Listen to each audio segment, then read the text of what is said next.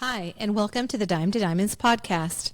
Where we transform your financial know-how from basic to brilliant. Here, you'll learn everything you need to navigate your financial journey successfully. From best tips on getting financially organized, smart investments, to best savings accounts, retirement strategies. We're here to be your comprehensive financial consultants and retirement specialists. So join us and pave your pathway to financial success. Hit subscribe now and start listening today. Hello and welcome back to Dime to Diamonds. I am Suzanne Porsky with Phoenix Financial Group, and I am joined here today by a couple of wonderful guests, although one of them is not really a guest anymore. Yeah. One day I'm not going to introduce you that way. Well, we can keep going as a guest. I like that. Yes. Rochelle Hart with Harp Accounting. Yes, she joined our family, a few months ago, and what a huge blessing being in the financial services industry.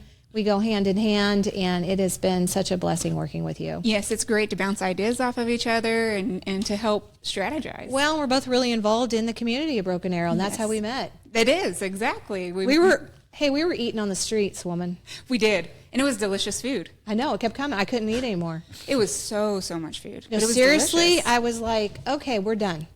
I go, you don't like it? No, I'm done. I'm done. Like, there's no more room. There's no. And then they got to the dessert, and I'm like, this is mean. And they should have started with it. So that was, what was it on, something on Main Street? Yeah, I think it was the gathering on Main Street. They closed our street down, Main Street, and had a huge table. And I don't know how many of us were there from the community, but we ate together. And you were a couple down from me, but I subscribe to a higher power and God, universe, source here.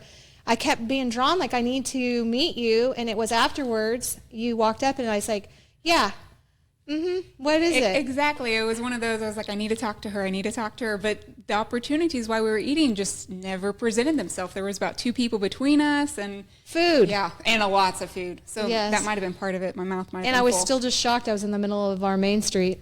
Oh, it was so beautiful. The ambiance and the lighting, and it started getting dusk, the sunset, the clouds. There was supposed to be rain. Yes. However, You can't get a bunch of women together for food and threaten with rain. No. We know how to pray. Like, not today. You wait until this is over. That's right. We are also joined by a wonderful part of Broken Arrow. And yeah, you said it right, a mentor. Correct. You have helped me so much in being involved in the community and the chamber. Ditto. Thank you. And we met at the ribbon cutting. And again, it was just the synergy there. And I had a stepdad that was in mortuary science. He was a mortician and just always had, just an interest in that, in the process of it, and then incorporated all that into my business as a holistic financial advisor, because so many people are planning for when they're living and not running out of money that they forget that we're all going to transition one day. And I had the unexpected loss. It was a loss, even though it's a transition of my dad. That wasn't supposed to happen that way. He wasn't supposed to be watching, let's make a deal and take his last breath. But it was so shocking, and we got to put, to everything I had been trained and knew from my mom's prior marriage, of getting financially prepared and getting all those documents. So when he was on life support and we went through that, it was easier, but then I had to make even more tweaks and that's where the book came from. I had to go into Dad's oak cabinet in his office. Even opening the door to this day is still very hard. And go in there and find the paperwork and fill out the very first thing, which was the vital records. Exactly. And so, okay, we're going to stop for a second and tell you who you are. I want to throw one thing in real Yes. quick. The even funnier thing is that her stepdad happened to have been one of my instructors when I was in mortuary school. No. That's right. I totally forgot about that. Yes. Dr. Bedker. Yes. Yes, he How was my small is that? I And that totally was in forgot about that California. piece. That's crazy. Small world. It is such a small world. Okay, so tell us your name. Okay, my name is Steve Moeller, and I've lived here, since 1989. I always tell people I wasn't lucky enough to be born in Oklahoma, but lucky enough and smart enough to move here. Yes. And when I first moved here, my job was to start Floral Haven Funeral Home. Wow. The first time, in fact, I went by that property, I was with the owner of the property, or of Floral Haven at the time, the Richard Link, and we're driving down the road in his Lincoln Mark III, or I don't know what it was, and all of a sudden he cranked the wheel to the right, we jumped a ditch, ended up on this piece of grass, and he says, and this is where we're going to build it. And I'm having a heart attack from seeing the Lincoln jump over the ditch. But my job was to help with the design of the building and start the funeral home. And then I moved into their community relations and took care of advertising, because we had a wonderful advertising agent to start with, but it was a little cliche.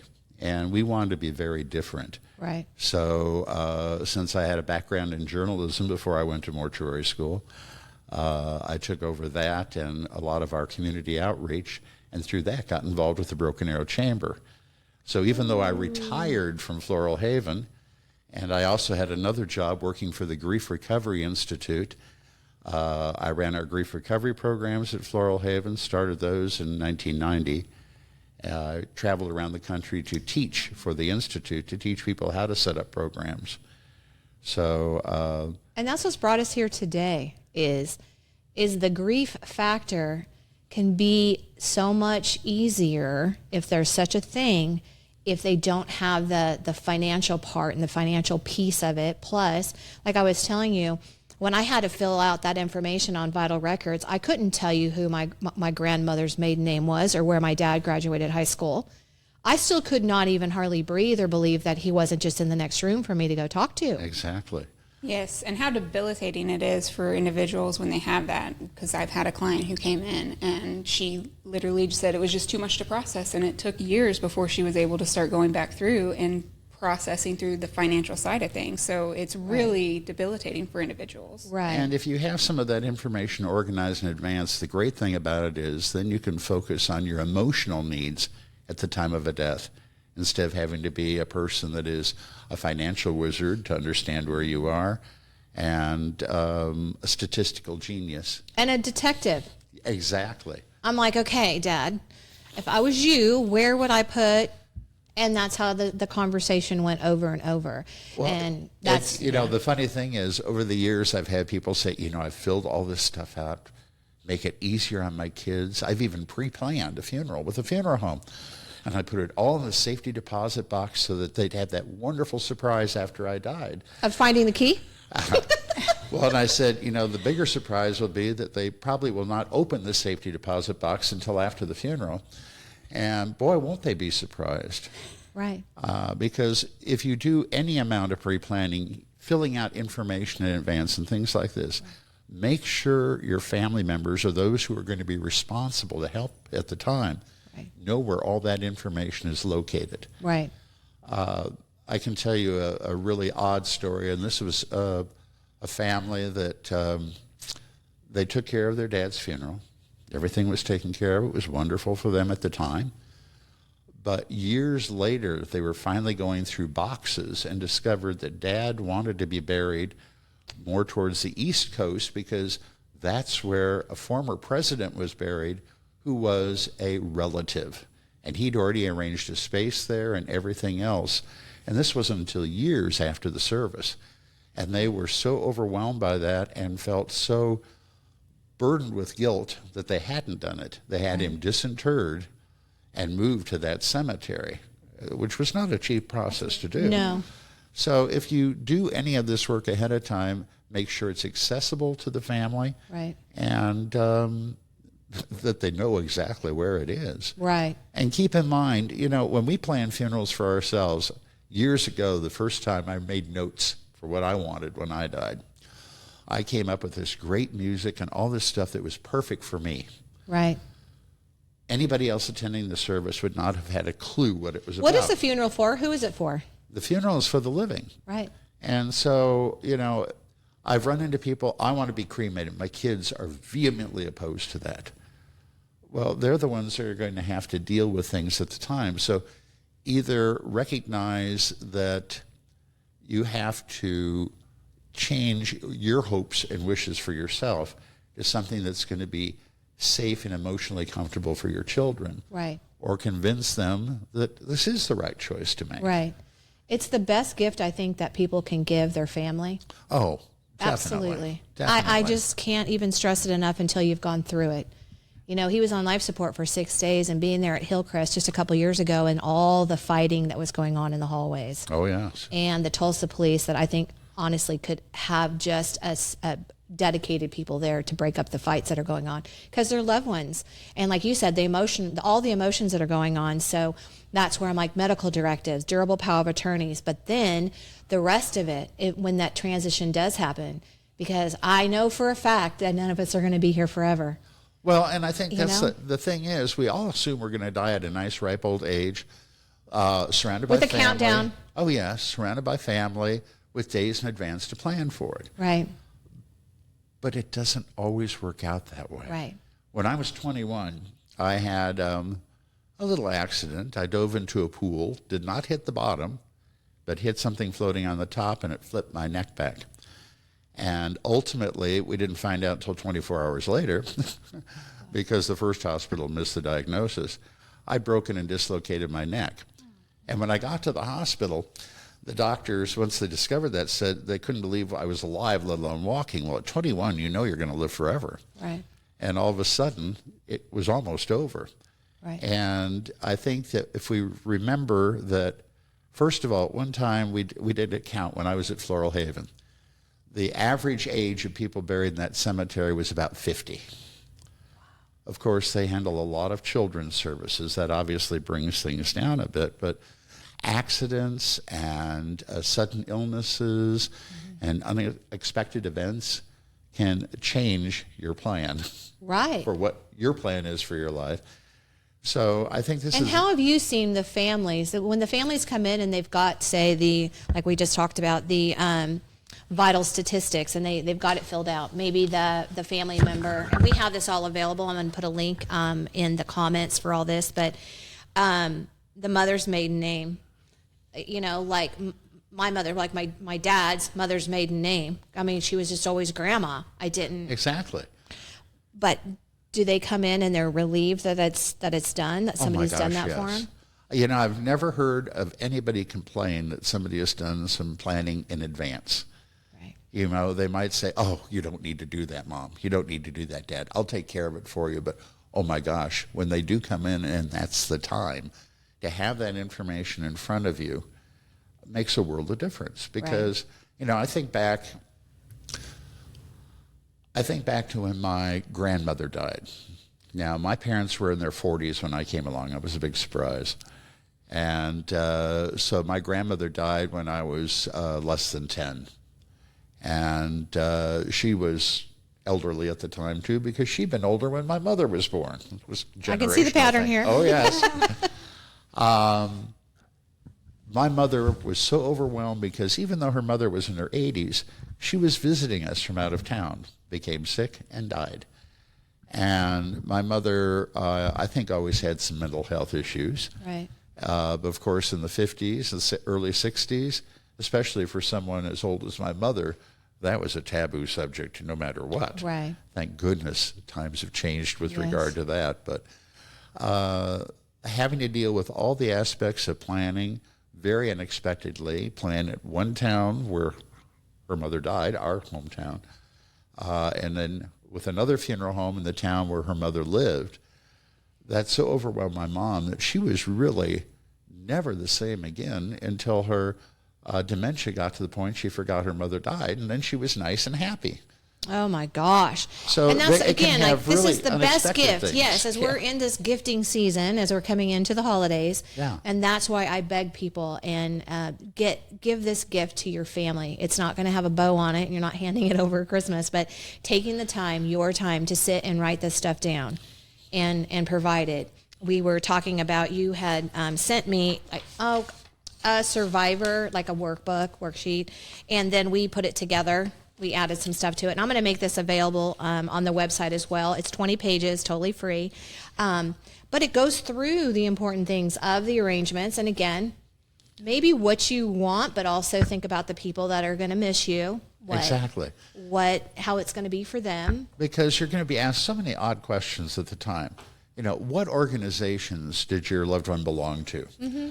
Do you want your wedding ring on or off? Exactly. Do Your you want clothing. it returned? Who's supposed to go to? Who is it Right. supposed to go to? What kind of casket do you want? If you want cremation, do you want to have direct cremation? Most people think if they're having cremation, it has to be done right after death. Right. Well, that's not the case, because you can have a full funeral with viewing and all of those things, if that is your wish, and then cremation afterwards. Right. And what are you going to do with those cremated remains afterwards? That's a good thing to note, too. I had a friend many years ago, and her family were all big on cremation, but they never talked about what they wanted to do afterwards. So they give her the cremated remains. She had one closet that had several relatives in it. And I said, I have a question for you. I said, who gets to inherit your relatives? And she said, what? She'd never thought about that. What happens when she goes? Right. And another thing that people don't realize is a possibility, and some people would be horrified at this, and other people would think, oh my gosh, I never thought of that. Unlike with a burial, where there is one place you put the body, with cremated remains, you can divide them. When my brother-in-law died, my wife and I flew out to Arizona to help my sister with the arrangements. And I talked to the funeral director there, and I said, because I had some knowledge, I said, talk to her about cremation jewelry. Yeah. Because she had planned on an urn. In fact, my brother-in-law had picked one out online, and he wanted one that was made in America. I mean, he was very specific about that. She showed me the picture. I said, did you ever notice that America is spelled with a K and not a C? I said, you have to remember, America is North America and South America. The one he selected online was made somewhere in South America. So we found one that was made in the United States. That was what his wish was. But she also ended up getting a little gold heart that has a few of his cremated remains inside, because she and her husband never had kids. She lives by herself in the desert in Arizona, a very small desert community. And this way he is with her all the time.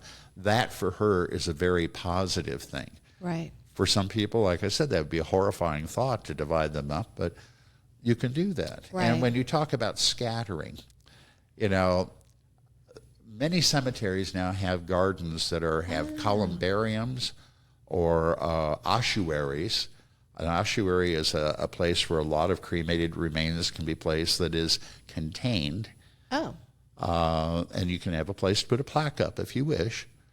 But I've known people that, well, I'll get even better than this. In our neighborhood, we used to have a little farm pond just coming into the neighborhood. Well, later on, that land was developed, and there are houses there now. Uh-huh.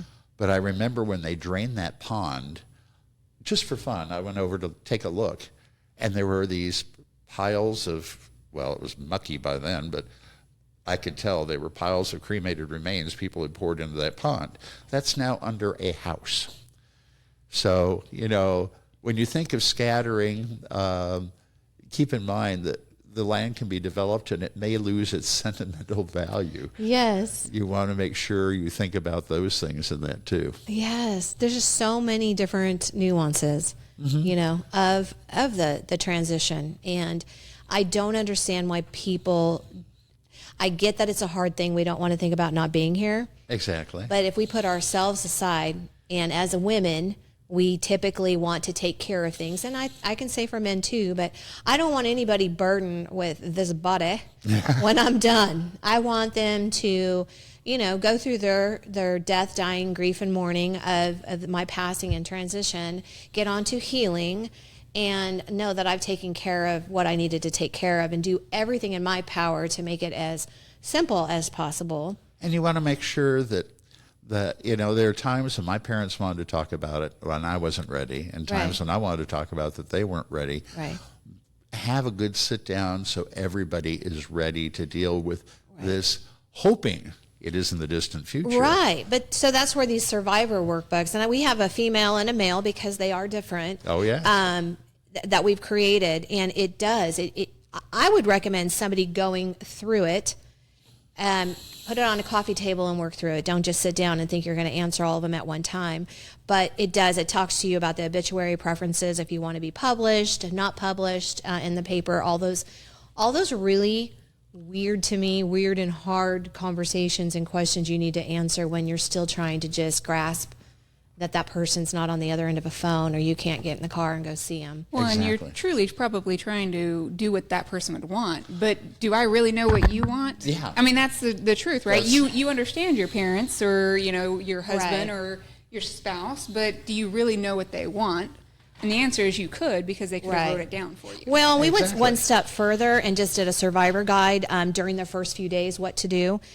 Week 1, week 2, after the funeral, and broke it down, because those are the things you just, even though you might know and you've been through it before with somebody else, if it hits too close to home, I don't think we can put our thought process together well enough. And I think as you, in writing this guide, you were going back to where you were when your Yes. dad died, and keeping all those things in mind, which makes that a much more personal guide than one that's just been written by somebody that's thinking with their head. Right. Because the trouble is, grief and all the emotions are not in your head.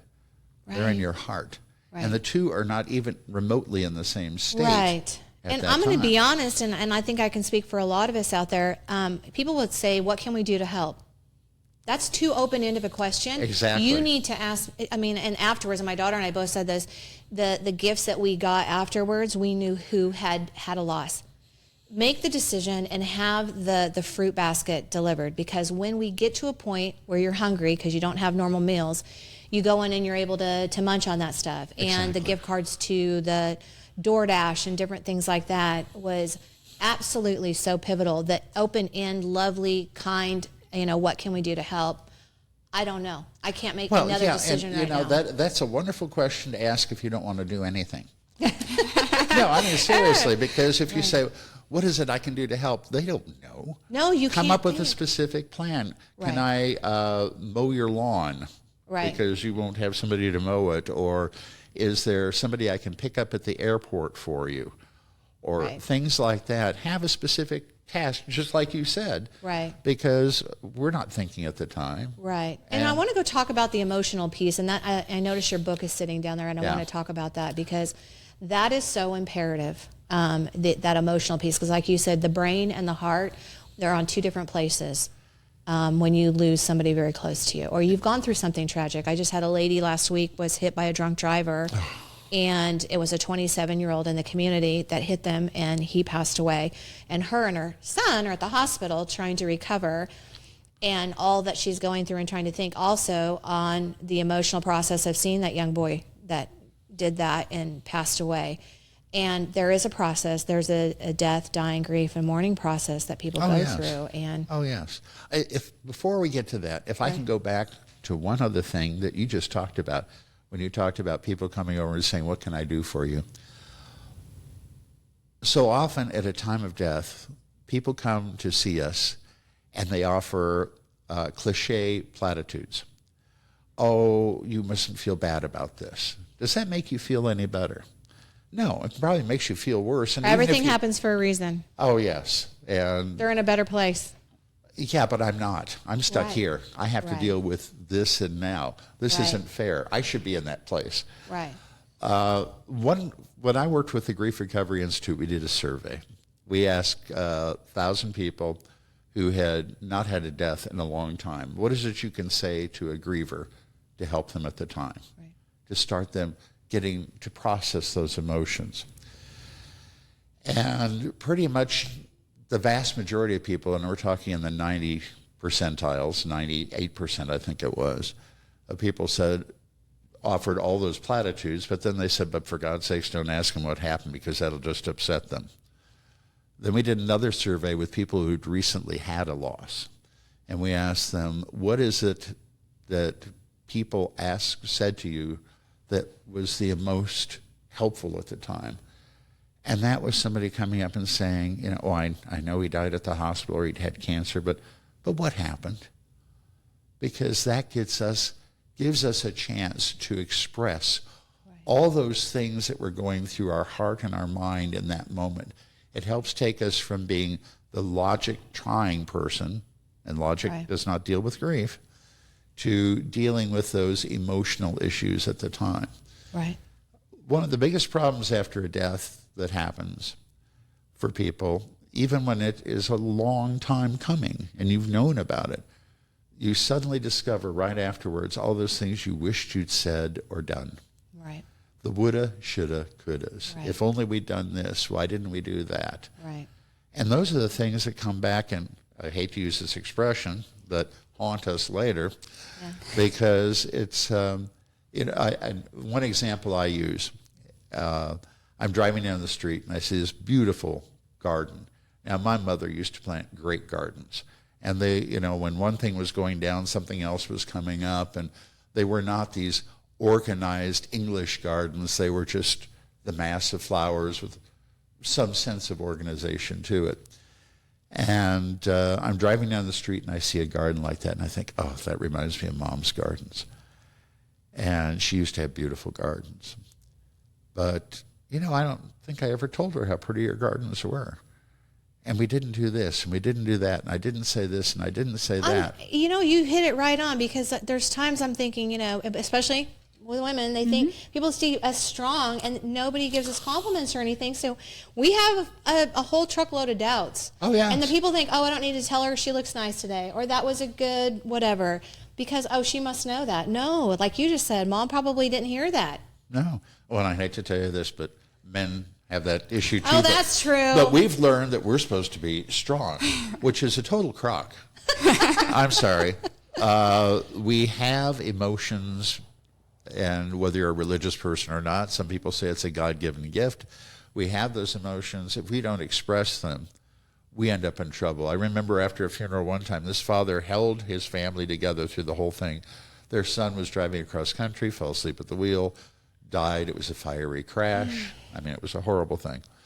And he was the Rock of Gibraltar through the whole thing to hold his wife and his daughters, their husbands, and everybody together. And I went to the house right after the funeral was over to deliver some things to them, and got there, and there's a emergency technician coming out of the house, somebody with an ambulance company. He had just collapsed, and they called for emergency services, but he was all right. But he had been stuffing it so good, and that's the thing, we tend to stuff emotions. Right. So you need to be able to express those. So that's another tidbit we got to say. Hey, share what you have. Share how you feel about people. Positive. Yes. Definitely Because a lot of the negatives come out too, but no, it's giving the positives. And shout out to my first string over here, because we have had a pivot. You guys may have noticed this episode and the last one, we were in a different studio. Our original podcasting studio was damaged in the storms, so we pivoted. And the help that I had couldn't make it today, so I called in my first string husband, who is behind the camera and the microphones, and got us all set up over the weekend. And it's just thanking those people that, they're not taken for granted, but I think we forget to tell them. And we forget to plan that we don't have tomorrow, Exactly. maybe. We don't know. And, the thing that's often said, grief just takes time. I'm sorry, time only goes by. That doesn't deal with that emotional pain. Right. You just get used to being miserable. So if you find yourself overwhelmed with the loss, take some kind of action. As I said, I worked for the Grief Recovery Institute for many years. And the reason I did was not for money. It didn't pay hardly anything. But it was because they were the organization I found that really helped people best deal with those woulda, shoulda, couldas, those unmet dreams and expectations for the future, because the future you're looking at is not necessarily the future you planned. Right. They have a book. It's called the Grief Recovery Handbook. There you go. And our time is running out. I wish I could be here another 30 minutes with you. If you know somebody or yourself that is dealing with grief, this is a great resource. I also am going to put a link in the bio to another book. I don't think we can get enough information on that, but this grief recovery is absolutely imperative. I'm also going to put a link to a free The Survivor workbook that you can fill out and complete for your loved ones, Excellent. giving them peace of mind. If I can put in one more thing on Yes. this is a book you could work with on your own, although they tell you to get at least a partner to work with. It's not grief. I'm a do-it-yourselfer. This is not a do-it-yourself Okay, project. not a DIY. There are also groups all over the country that can help you. You can go to their website, which is thegriefrecoverymethod.com. That's too long. There's a shortcut, grief.net. Wow, grief.net. All right. Not grief.com. That takes you to a wild place. Grief.net, and you can find somebody in your community that can help you, or if you want to work online with somebody, they even have online fantastic. workshops now. And Wonderful. help. I think that's the biggest piece is be willing to reach out for the help. Yes, Exactly. exactly. Put the None pride of us are aside. experts on everything, and gosh knows none of us are experts on Right. grief. I want to thank you guys so much for being here. It's always such a blast. Oh, and I'm so honored you had me. This was so much fun to be with two people that I really think the world of. Oh, thank you. We're going to have you back. Well, if you've been here the whole time, we thank you so much. We ask that you subscribe. And we just want to wish you a great day. Again, all this information is going to be in links here on the platform that you're watching it.